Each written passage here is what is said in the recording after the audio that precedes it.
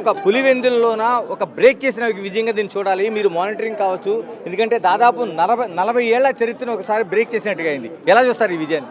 ఇది 100% ప్రజా విజయం.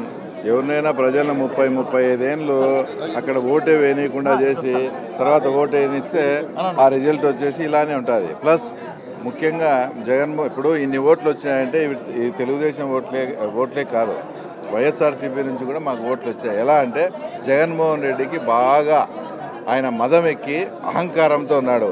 అతను ఆకాశం నుంచి కిందికి దించాలంటే మేము బుద్ధి చెప్తాం, మీ ప్రొసీజర్లో మీరు వెళ్ళండి, మేము మీకు 100% సహకరిస్తాం. ఎందుకంటే మాకు ఇవ్వాల్సిన బిల్లులు కూడా ఇవ్వకుండా కమిషన్లకు కక్కుర్తిపడి మెడికల్ కాలేజీలకు మిథున్ రెడ్డి వాళ్ళకి ఇచ్చాడు.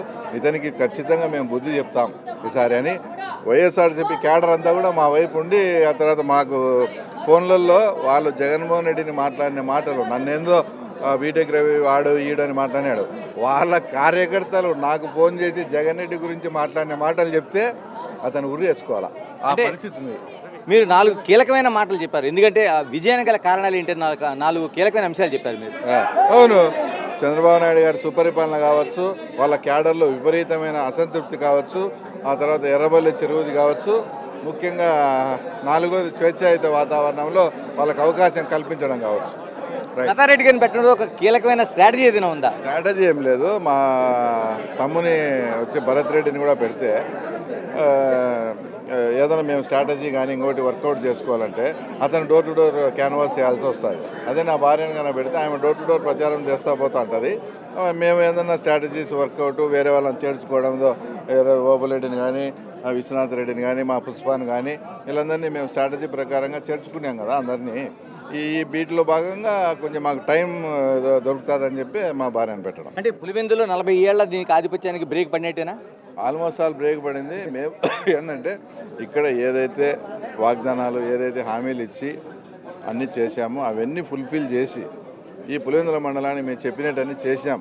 అలాగే పులివెందుల కాన్స్టిట్యున్సీని కూడా డెవలప్ చేస్తాం. తర్వాత నన్ను ఆదరించండి అని నేను ప్రజల్లోకి వెళ్తాను. పులివెందులతో పాటు ఒంటిమిట్టలో కూడా అదే విజయం సాధించారు. ఎందుకంటే ఇక్కడైతే డిపాజిట్లు పోయి దాదాపు 100ల సంఖ్యలో పరిమితం అయ్యారు. ఇక్కడ మీరు 1000కి వెళ్ళారు, అక్కడ కూడా విజయం సాధించారు. ఎలా చూడాల్సిన అవసరం ఉంది? ఏముంది, ఇప్పుడు 14 months నుంచి చంద్రబాబు నాయుడు గారి సుపరిపాలన మెయిన్ ఇంపార్టెంట్. ఇందాక చెప్పాను, తల్లికి వందనంలో పిల్లలు తండ్రులంతా ఆనందంగా ఉన్నారు. 3000 నుంచి 4000 పెన్షన్, ఇలా అనేకమైనటువంటి, ముఖ్యంగా అది కాదు, ఈ జగన్మోహన్ రెడ్డి ఇప్పుడు ఏంది లేకుండానే రఫా అని ఇదని భయభ్రాంతులను గురి చేస్తా అంటే నాయన వీని దరిద్రము ఇప్పుడే ఏదో మన్నంటే విదిలించుకున్నామో మళ్ళా తగులుకుంటాడేమో అని ఒక భయంతో ప్రజలంతా వచ్చి ఎన్డీఏకి ఓట్లు వేయడం జరిగింది. న్యాయ పోరాటం అంటున్నారు, మళ్ళీ ఎన్నికల కమిషన్ ఫిర్యాదు అంటున్నారు. మామూలే న్యాయ పోరాటం. అప్పుడు గెలిస్తే ఈవీఎం అండ్రి, బ్యాలెట్లో గెలిస్తే ఇప్పుడు పోలీసులు రికింగ్ అని, ఇంకా వేరే ఏందో చెప్తే దానైనా ఫాలో అవుతాం. రవి గారు, చివరిగా చెప్పండి, కుప్పంలో ఆ రోజు జరిగిన దానికి ఈ రోజు పులివెందుల నుంచి చంద్రబాబు నాయుడుకి ఒక గిఫ్ట్గా అనుకోవచ్చా దీన్ని? మేము అసలు దీనికి ఎలాంటి సంబంధం లేదు. నేను అనేక సార్లు చెప్పాను, ఇది 7 మండలాల్లో ఒక మండలంలో జరిగే జస్ట్ ఉప ఎన్నిక మాత్రమే. మేము ప్రజల్లోకి స్టెప్ బై స్టెప్ తీసుకొని పోతాం. అంతిమంగా వాళ్ళ చేతులు, ఇప్పుడు అంతకుముందు సాగునీటి ఎలక్షన్స్లో ఎవరు ఏం చేయలే, బాయ్కాట్ అన్నారు. ఇది బాయ్కాటే. అతనికి నెక్స్ట్ మున్సిపాలిటీ ఎలక్షన్ చూడండి, 100% అతను బాయ్కాట్ చేస్తాడు. ఎవరైతే బీటెక్ రవి ఎవరని జగన్ ప్రశ్నించిన ప్రశ్నకు ఇదే సమాధానంగా ఆయన చెప్తున్నారు.